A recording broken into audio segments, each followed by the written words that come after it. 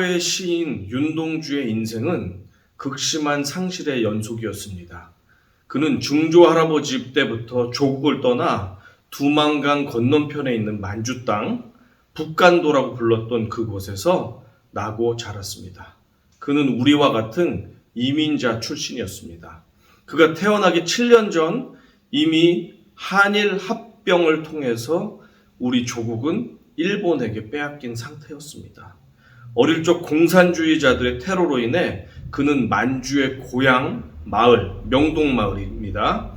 그리고 다녔던 기독교 학교, 명동학교, 그리고 그곳의 선생님들, 예수 믿는 이웃들 모두를 공산당들의 테러로 인해서 잃어버리고 말았습니다.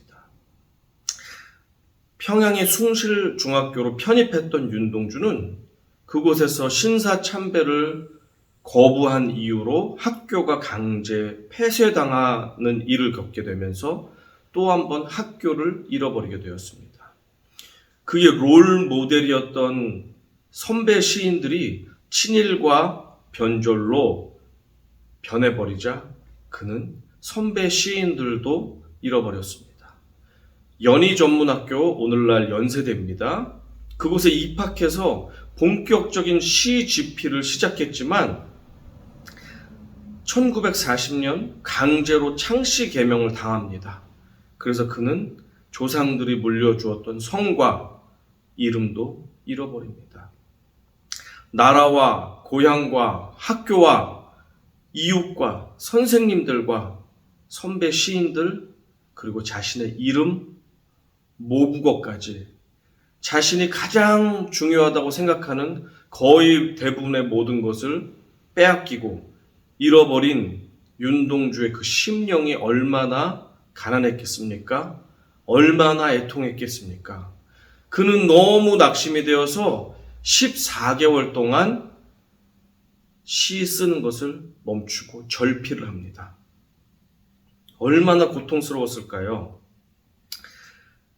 그리고 나서 14개월이 지난 후 결심을 했다는 듯이 다시금 시를 작성해 나갔는데 그 첫 번째로 기록한 시가 다름 아닌 성경의 팔복의 내용에 영감을 받은 팔복이라는 시입니다. 마태복음 5장 4절에 있는 애통을 슬픔으로 바꾸어서 시인은 시를 써내려갑니다. 시의 내용은 이렇습니다. 팔복.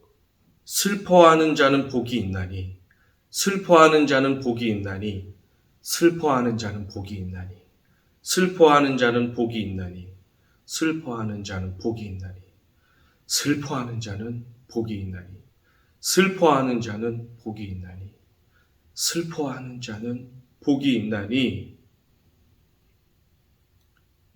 저희가 영원히 슬플 것이요. 이 시를 저는 접하고 나서 해석이 되지 않아서 며칠 동안 씨름했습니다. 여러 사람들이 다양하게 해놓은 해설들도 찾아보았습니다. 대부분의 사람들은 이 시를 시인의 끝없는 절망의 표현으로 이해를 하였습니다. 하지만 제가 계속해서 이 시를 읽고 고민해보니 이 시의 끝에는 위로를 향한 반전이 있었다는 것을 알게 되었습니다. 시인은 자신에게 가장 중요한 것들 대부분을 잃어버린 채 끝없는 슬픔 속에서 절망합니다. 이것을 슬퍼하는 자는 복이 있나니 라는 표현을 8번이나 반복해서 말하고 있는 이유가 되겠습니다. 아마도 지면에 제약이 없었다면 80번 아니 800번이라도 그는 계속 슬픔에 대해서 반복했을 것 같습니다. 그리고 나서 한 줄을 비운 다음에 대꾸에 해당하는 한마디를 던집니다. 그것은 무엇입니까? 저희가 영원히 슬플 것이요. 이런 마음인 것 같습니다. 끝없는 상실과 좌절로 인해 나의 슬픔이 끊이지 않는구나. 더 이상 소망이 보이지 않는구나. 만약 성경에서 말씀하는 복이, 슬퍼하는 자에게 복이 있다면 나는 영원히 복받는 사람이 되고 싶다. 다시 말해서 나는 영원히 슬퍼하겠다. 그 후에 위로가 주어진다면 그러한 마음으로 시인이 이 시를 기록해 나갔다고 저는 생각합니다. 저 끝도 없는 슬픔의 고뇌 속에서도 시인은 위로를 너무나도 받고 싶어서 몸부림친 것이다 라고 생각하는데, 이를 이연해서 반어적으로 표현한 것이다 라고 봅니다.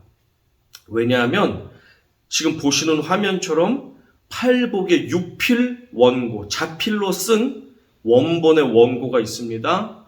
그 시를 마친 다음에 바로 그 뒷면에 그가 이어서 쓴 시의 제목이 그 이유를 말해줍니다. 그 시의 제목은 다름 아닌 위로였습니다. 시인은 끝없는 절망과 슬픔 속에서도 하늘의 위로를 기다리고 있었던 것 같습니다. 또한 또 한 가지 증거가 있습니다. 절망으로 끝나지 않고 위로와 소망을 기대했다는 그 이유는 1941년 윤동주 시인이 자신의 모든 시들 가운데 19편을 모아가지고 시집을 발간하려고 했습니다. 그때 윤동주 시인은 팔복이라는 시, 그것을 선택하지 않고 그 뒷장에 기록한 위로라는 시를 선택합니다. 이것만 보아도 그가 물론 끝없는 절망, 나라를 뺏기고 이름을 뺏기고 선배들을 뺏기고 고향과 이웃들을 모두 뺏겼지만 그가 그래도 하늘에서 주는 위로를 사모하고 있었다라는 것이 그의 나중에 행적들을 보면 알 수 있습니다. 하루아침에 10명의 자녀들, 그리고 가지고 있던 전 재산들, 그리고 병까지 얻어 고통에 신음하고 있는 욥의 고백이 오늘날 애통하는 우리 모두의 고백을 대표로 말해주고 있다고 생각합니다. 욥은 이렇게 고백했습니다. 내가 말하여도 내 근심이 풀리지 아니하고 잠잠하여도 내 아픔이 줄어들지 않으리라. 여러분, 상실은 슬픔을 가져옵니다. 크나큰 상실은 애통을 가져옵니다. 어떠한 슬픔 가운데 낙심하고 있습니까? 여러분이 그동안 애통해왔던 그 일들은 어떤 일들 때문에 그랬습니까? 애통하는 자가 복이 있다라는 예수님의 말씀은 이 세상 사람들의 귀에는 단지 궤변으로밖에 들리지 않습니다. 왜냐하면 이 세상에선 웃는 자가 복이 있다, 기뻐하는 자가 복이 있다, 즐거워하는 자가 복이 있다 라고 외치기 때문입니다. 그곳에 성공이 있다, 그곳에 행복이 있다 라고 가르치고 있기 때문입니다. 이 세상에서는 슬퍼하는 자, 애통하는 자는 실패자입니다. 인생의 낙오자일 뿐입니다. 환영받지 못할 자일 뿐입니다. 그래서 세상은 어떻게 해서든지 슬픔을 피해라, 어떻게 해서든지 애통하는 자가 되지 말라라고 가르칩니다. 하지만 여러분에게 복된 소식을 하나 말씀드립니다. 여러분, 슬프면 우십시오.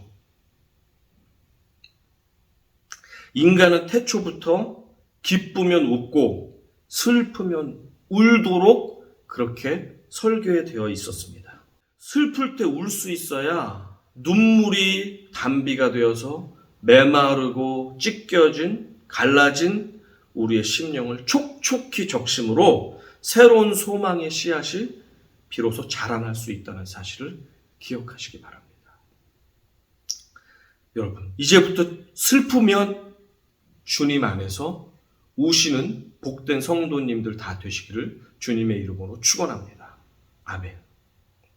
시편 126편 5절과 6절은 그래서 우리에게 이렇게 권면합니다.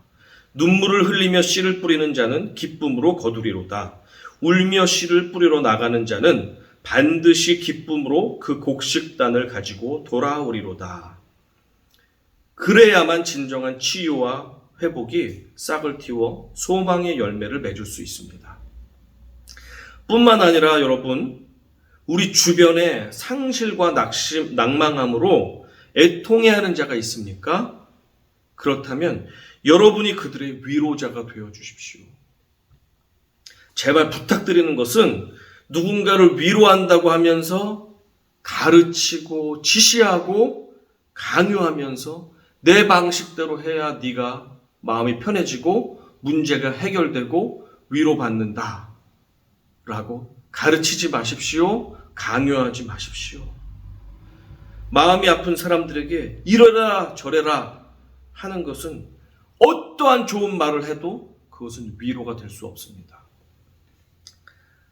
그저 말없이 그들 곁에 머물러 주십시오.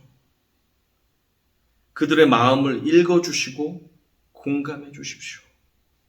그것이 우리들이 할 수 있는 애통한 자에 대한 최고의 위로가 될 것입니다. 조용히 그 옆에서 기도해 주십시오. 그것이 우리가 할 수 있는 최고의 위로가 될 것입니다. 그래서 하나님은 우리에게 이렇게 명령하십니다. 즐거워하는 자들과 함께 즐거워하고 우는 자들과 함께 울라. 너희의 하나님이 이르시되 너희는 위로하라. 내 백성을 위로하라. 주님은 오늘도 우리에게 누군가의 위로자가 되어주기를 원하고 계십니다. 여러분은 기억하실 것입니다.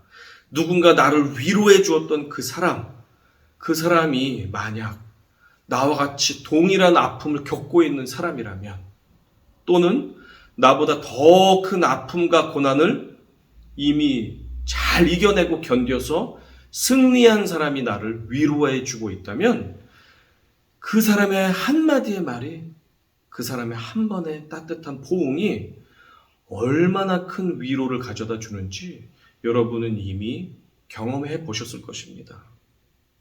마치 하나님께서 나에게 작은 천사를 보내셔서 위로해 주고 있다라는 생각이 들 정도로, 같은 고난 가운데 있는 사람이 또한 그것을 극복한 사람이 나를 위로해 줄 때 그 위로는 정말 하늘이 주는 위로처럼 큰 힘과 격려가 되어 넘어졌던 우리를 다시 일어날 수 있게 하는 힘을 줍니다. 여러분의 옆에 있는 분하고 한번 인사하며 이렇게 말해 보시겠습니다. 저를 따라해 보십시오. 많이 힘드시죠? 지금도 잘하고 계십니다. 주님만 붙잡으신다면 주님께서 반드시 극복할 수 있게 힘과 능력과 위로를 주실 것입니다. 따라해 보십시오. 많이 힘드시죠? 지금도 잘하고 계십니다. 끝까지 주님만 붙잡으시면 결국에는 이겨내실 것입니다. 잘하셨습니다. 주 안에서 애통해하는 사람들에게 주님께서는 위로를 부어주시기로 약속하셨습니다. 애통하는 자는 복이 있나니 그들이 위로를 받을 것이니요. 2002년 여름 월드컵이 막바지에 이르던 어느 날, 저는 다음 날에 있을 추간판 탈출증 수술을 위해서 신촌 세브란스 병원에 입원을 했습니다. 그래서 하루 종일 금식하며 혈액 검사를 하며 허리 부분을 제모를 하며, 그리고 고통스럽게 관장까지도 마치고 이제 다음날 수술 준비를 마친 다음에 늦은 밤 잠자리에 누웠습니다. 그런데 도무지 잠이 오지 않는 것입니다. 걱정도 되고 내 인생들이 돌아봐지고, 후유증이 생기면 어떡하지? 이게 문제가 되면 어떡하지? 그동안 너무 내가 몸을 아끼지 않았네. 후회도 되고 하면서 잠을 잘 수가 없었습니다. 그래서 저는 밑에 있는 예배실로 내려갔습니다. 예배실 컴컴합니다. 그곳에 앉아 기도합니다. 아버지, 그동안 저를 29년이나 지켜주시고 인도해 주셨습니다. 죄인 된 저를 자녀 삼아 주셔서 제가 주님의 아들이 되었습니다. 그런데 수술 받습니다. 주님, 마음이 불안하고 염려가 됩니다. 주님, 평강을 주십시오. 수술하시는, 집도하시는 의사 선생님 손을 붙잡아 주셔서 메스에도 잡아주시고 깨끗하게 수술되게 도와주세요. 수술 이후 제가 건강한 몸이 되어서 하나님 말씀에 순종하는 귀한 청년이 되기 원합니다. 주님, 도와주세요. 예수님 이름으로 기도합니다. 기도를 마쳤습니다. 그런데 저쪽 다른 편에 보니까 어떤 아주머니께서 흐느끼며 절규를 하며 울고 계신 것을 보게 되었습니다. 마음이 불편했습니다. 걱정이 되었습니다. 그렇지만 저는 내일 아침 일찍 수술을 받아야 되기 때문에 어떻게 할 수가 없었습니다. 그 자리에서 일어나서 병실로 올라가려고 하는 그 차에 갑자기 큰 소리의 음성이 제 마음속에 들렸습니다. 가서 기도해 줘라.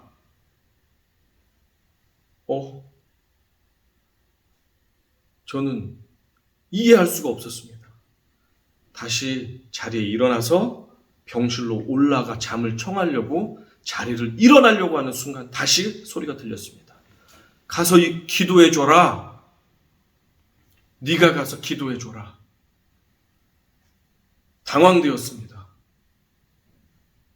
아니, 저렇게 절망하고 절규하고 애통하는 저 아주머니의 기도를 방해까지 하면서 아무것도 아닌 평신도 청년인 제가 그녀의 기도를 방해하면서 기도를 해준다니요. 그런데 곰곰이 생각해 보니까 그것은 내 마음이 내가 스스로 지어낼 수 없는 음성이었습니다.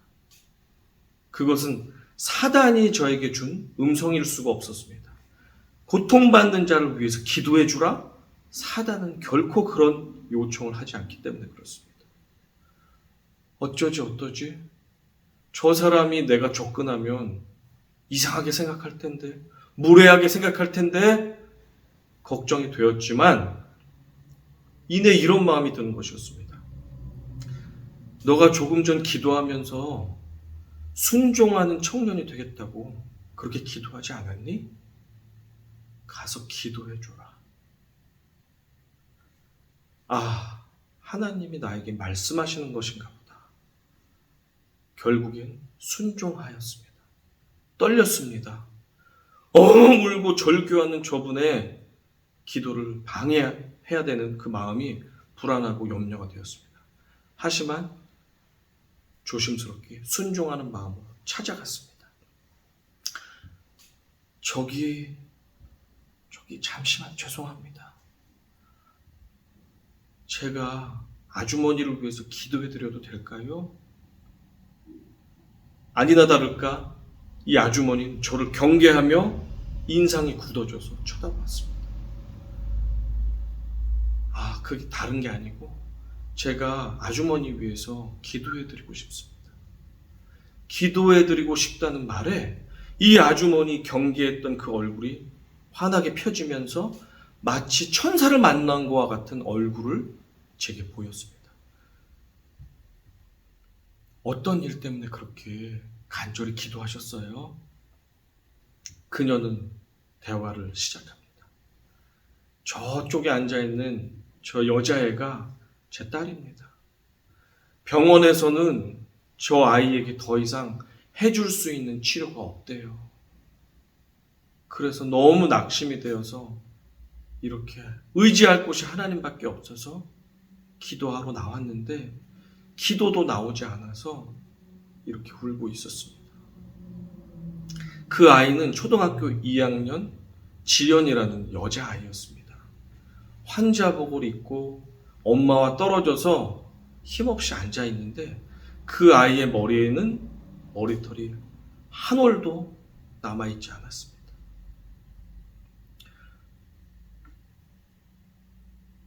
딸의 죽음을 눈앞에 두고 절규하며 애통하는 그 어머니 앞에서 내일 수술만 받으면 증상이 많이 호전될 수 있는 저같이 아무것도 아닌 환자가 와서 기도해 준다는 것이 참으로 마음이 불편했습니다. 하지만 순종하는 마음으로 부족한 청년이 부족한 기도를 해드렸습니다. 예수님의 이름으로 기도합니다. 저의 지극히 작은 위로의 기도가 나중에 이야기를 들어보니까 정말로 큰 위로와 힘이 되었다고 말씀합니다. 정말 의사 선생님도 다 약들도 항암 치료도 더 이상 해줄 게 없다고 해서 절망 가운데 있던 딸과 어머니에게 하나님께서 천사를 보내주신 거와도 같더라 라는 이야기를 나중에 해주셨습니다. 하나님은 저의 지극히 작은 순종, 지극히 보잘것없는 기도까지도 큰 위로로 사용하셨음에 감사합니다. 이 일이 계기가 돼서 제가 퇴원하는 날까지 며칠이 더 입원하에 있으면서 매일 소아 안병동에 찾아가서 음식을 들고 찾아가 지연이와 즐거운 시간, 대화하는 시간, 위로의 시간을 가졌습니다. 그리고 퇴원 후에도 얼마 지나지 않아서 이 아이가 살고 있는 안산 집에 찾아갔습니다. 이 아이는 더 이상 병원에서 치료받을 수 없었기 때문에 집에서 죽음을 기다리고 있었습니다. 마지막으로 즐겁게 힘없는 아이를 만나고 위로해주고 즐거운 시간을 보내고 나서 돌아왔습니다. 그리고 얼마 지나지 않아서 지연이가 아무런 눈물도 고통도 없는 저 하늘나라로 올라갔다는 사실을 듣게 되었습니다. 지연이의 이야기를 설교로 정리하면서 제가 얼마나 여러 번 마음이 울컥하고 눈물이 났는지 모릅니다. 그러면서 하나님 아버지께서 저 소망 없고 애통하는 그 가정 가운데 나같이 부족하고 연약한 자의 기도와 나의 시간들을 얼마나 귀하게 위로의 것들로 사용하셨는지 감사하지 않을 수가 없었습니다. 이사야서 65장 19절 20절에 지연이가 올라가서 지금 예수님 품에서 편안하게 위로받고 쉬고 있는 그곳을 이야기하고 계십니다. 내가 예루살렘을 즐거워하며 나의 백성을 기뻐하리니 우는 소리와 부르짖는 소리가 그 가운데에서 다시는 들리지 아니할 것이며 거기는 날수가 많지 못하여 죽는 어린이와 수완이 차지 못한 노인이 다시는 없을 것이라. 주 안에서 애통해야 하는 심령 속에 주님께서는 반드시 위로를 채워주시기로 약속하셨습니다. 오늘의 설교를 준비하면서도 그때가 생각나서 참 마음이 어렵기도 합니다. 애통해야 하는 자는 복이 있나니 그들이 위로를 받을 것이며 연약한 인간들은 누구나 큰 상실을 경험하게 될 때 애통해야 합니다. 사업의 실패로 살던 집이 경매에 넘어갈 때, 억울한 모함을 당해 직장에서 쫓겨나게 되었을 때, 가족처럼 지냈던 교회 식구들이 작은 이유 때문에 서로 분쟁하게 되고 원수가 되게 되었을 때, 믿었던 사람에게 배신당해서 가지고 있던 전 재산을 잃어버리게 되었을 때, 사랑하던 사람들이 어떠한 이유인지 모르나 나를 하나둘 떠나가게 될 때, 사고로 몸을 크게 다치게 되었을 때, 배우자와의 고통스러운 관계로 인해서 결국 서로 남남이 되어 헤어질 때, 질병이나 사고로 인해서 사랑하는 가족을 잃어버리게 될 때, 우리는 견딜 수 없는 상실로 인해 좌절하며 낙심합니다. 애통합니다. 소망이 도무지 보이지 않습니다. 세상이 끝난 것과 같습니다. 마치 하나님이 안 계신 것처럼 느껴지기도 합니다. 그런데 그것 아십니까? 아무 죄도 없는 우리 예수님께서도 우리 때문에 애통해 하셨습니다. 요한복음 11장입니다. 예수께서 그가 우는 것과 또 함께 온 유대인들이 우는 것을 보시고 심령에 비통히 여기시고 불쌍히 여기사 이르시되 그를 어디 두었느냐 이르되 주여 와서 보옵소서 하니 예수께서 눈물을 흘리시더라. 남동생 나사로는 부모도 없이 서로를 의지하며 살던 3남매 중에 소년가장 역할을 하며 열심히 살았던 예수님의 가까운 친구였습니다. 주님은 1차적으로는 안타까운 죽음으로 나사로를 잃게 된 것에 대한 상실감 때문에 애통해 하셨습니다. 이웃들과 친구들과 공감해하며 오셨습니다. 하지만 더 본질적으로는 이 세상에 판을 치고 있는 죄와 사망의 권세가 인간들을 힘없이 무너뜨리고 있는 그 모습에, 그리고 죽을 수밖에 없는 죄인들의 죄와 그들의 비참한 운명 때문에 사실은 더 애통해하며 우셨습니다. 또 한 번 주님은 애통해 하셨습니다. 누가복음 19장입니다. 가까이 오사 성을 보시고 우시며 이르시되 너도 오늘 평화에 관한 일을 알았더라면 좋을 뻔하였거니와 지금 내 눈에 숨겨졌도다. 날이 이를지라 내 원수들이 토둔을 쌓고 너를 둘러 사면으로 가두고 또 너와 및 그 가운데 있는 내 자식들을 땅에 메어치며 돌 하나도 돌 위에 남기지 아니하리니 이는 내가 보살핌 받는 날을 알지 못함을 인함이니라 하시니라. 누가복음 19장 41절부터 44절 말씀입니다. 주님은 이 예루살렘 성의 원래 주인이신 구원자 메시아이십니다. 그러나 강팍한 유대인들이 끝까지 예수님을 그들의 왕으로, 주인으로, 구원자로 받아들이지 않고 배척했습니다. 그들의 완악함을 보고 그들의 교만함을 보고 예수님은 애통해 하셨습니다.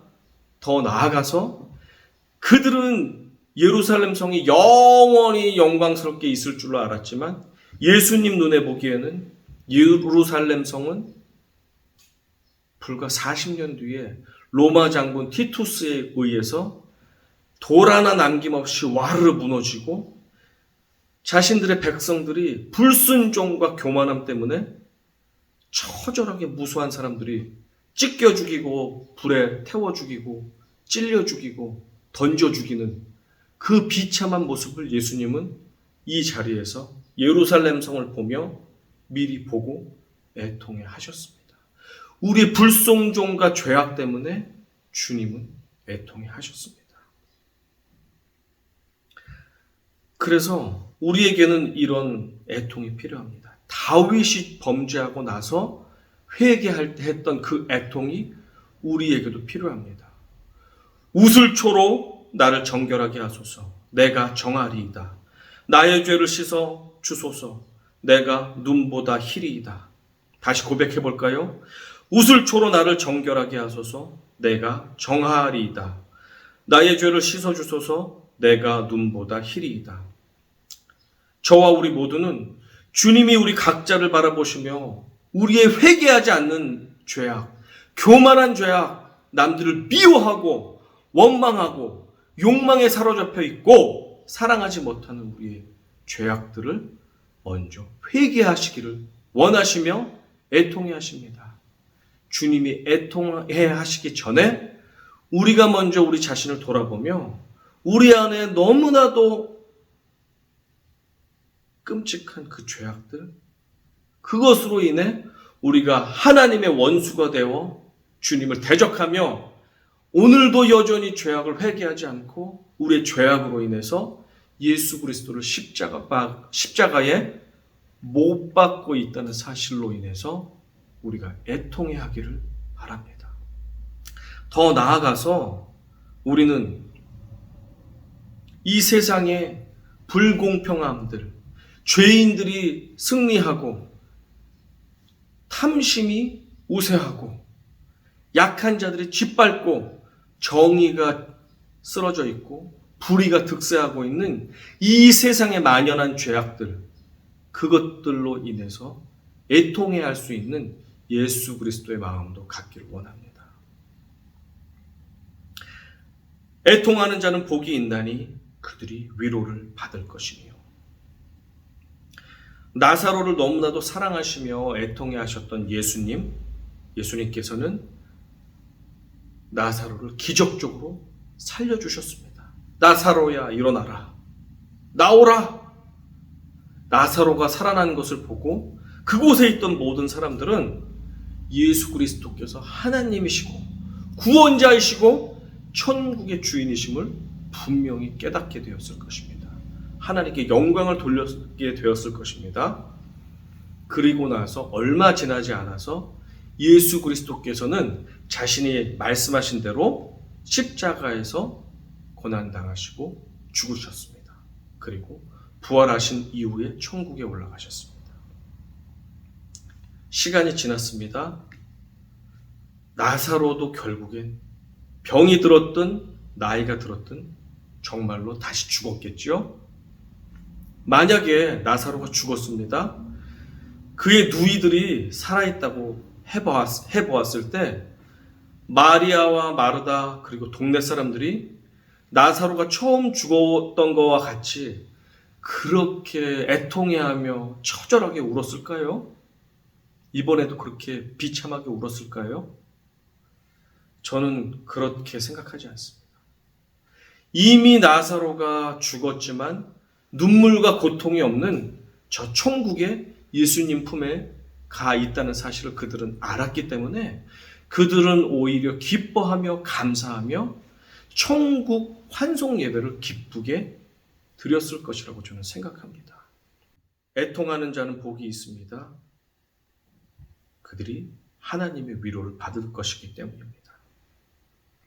우리의 죄악, 또 다른 사람들의 죄악, 이 세상에 만연해 있는 이 죄악들을 애통해하며 회개하며 기도하기 원합니다. 그럴 때에 주님께서 우리의 기도를 들어주시고 우리의 눈물을 기쁨과 감사로 닦아주시는 위로가 있게 될 것입니다. 애통해하는 자는 복이 있나니 그들이 위로를 받을 것이니요. 오늘의 말씀을 정리하겠습니다. 기쁘면 마음껏 웃으십시오, 여러분.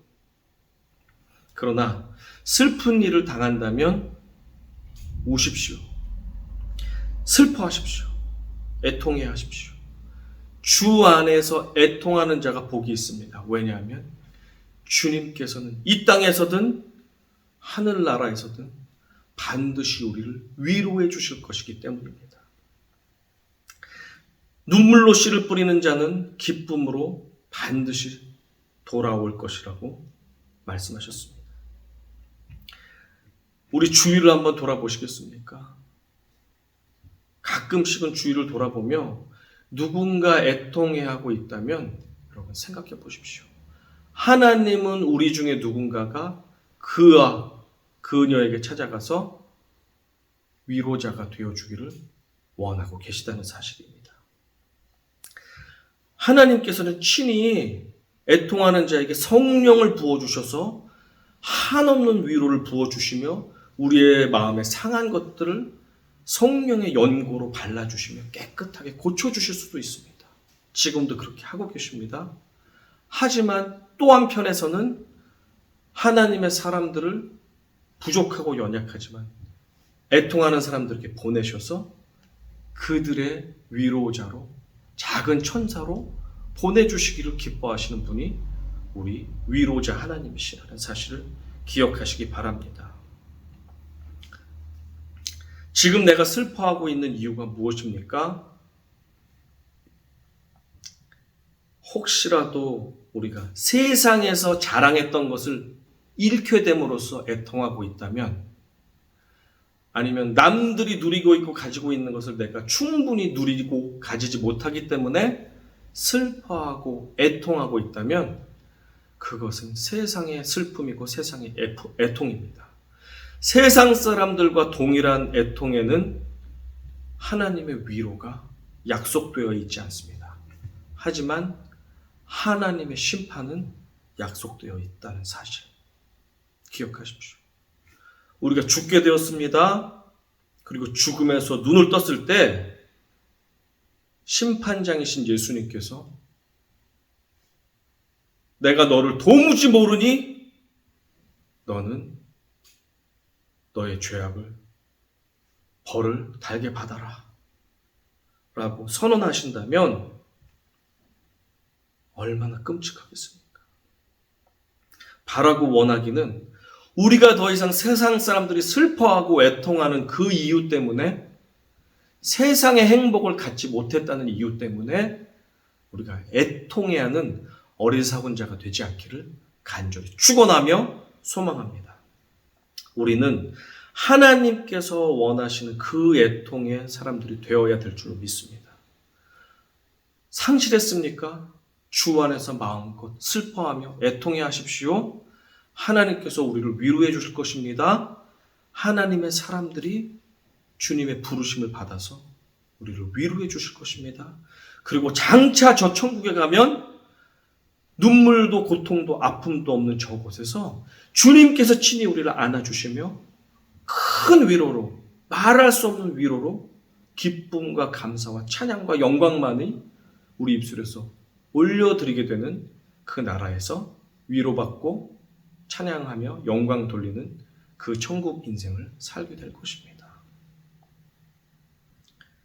그리고 우리는 내 자신의 죄악, 아직도 형제들을 미워하는 죄악들, 교만에 빠져있는 죄악들, 더 갖지 못해서 바둥바둥거리는 탐심의 죄악들, 그리고 말과 생각과 행동이 제각각으로 하고 있는 위선적인 우리의 죄악들을 주님 앞에서 애통해 하시기 바랍니다. 그리고 더 나아가서 예수 그리스도가 마음 아파하는 다른 사람들의 회개하지 않는 죄악들, 이 세상 사람들이 아무렇지 않게 짓고 있는 죄악들, 범죄들, 거짓말들, 악한 자들이 약자들을 짓밟고 있는 저 불의한 자들의 죄악들을 보면서 우리가 애통해하며 그들의 죄를 회개하며 눈물로 간구할 때 주님은 그 간구를 들으시고 응답하시고 위로하시고 일을 시작하실 것입니다. 복이 있도다 주 안에서 애통하는 자들이요. 왜냐하면 그들이 하나님의 위로를 이 땅에서도 그리고 저 하늘에서도 받을 것이기 때문이다. 애통하는 자는 복이 있나니 그들이 위로를 받을 것이며, 애통하는 자는 복이 있습니다. 그들이 하나님의 위로를 받을 것입니다. 기도하겠습니다. 아버지 하나님, 은혜와 사랑을 감사합니다. 우리 심령 가운데 슬픔과 애통이 있습니까? 마음껏 울 수 있도록 도와주십시오. 우리의 심령을 주님 앞에 내어 맡기며 통곡하며 눈물 흘리게 도와주십시오. 주 안에서 우는 자 되기 원합니다. 치유받기 원합니다. 회복되기 원합니다. 주님 도와주십시오. 또한 주님, 우리의 죄악들을 통회하게 도와주십시오. 회개하게 도와주십시오. 우리의 사랑 없음, 교만, 탐심, 미움, 원망, 하나 되지 못함, 하나님, 위선적인 모든 말과 행동들 주님 용서하시고 우리가 애통하며 통회할 때 우리를 용서하시고 위로하시고 깨끗게 하여 주시옵소서. 또한 저 세상을 바라보며 우리가 눈물 흘리는 자가 되게 도와주시고 약한 자, 병든 자, 연약한 자들이 아버지 하나님 고통받고 있는 저 세상, 저희가 위로자가 되어서 형제들, 자매들에게 달려나갈 수 있는 주님이 보내시는 작은 위로자 천사들이 될 수 있게 도와주시옵소서. 주님, 이 시간에도 고통받는 많은 세상 사람들이 있습니다. 우리가 예수님의 사랑과 주님의 위로를 전달하는 주님의 도구로 사용해 주시옵소서. 모든 말씀 감사드립니다. 예수님의 이름으로 기도드렸습니다. 아멘.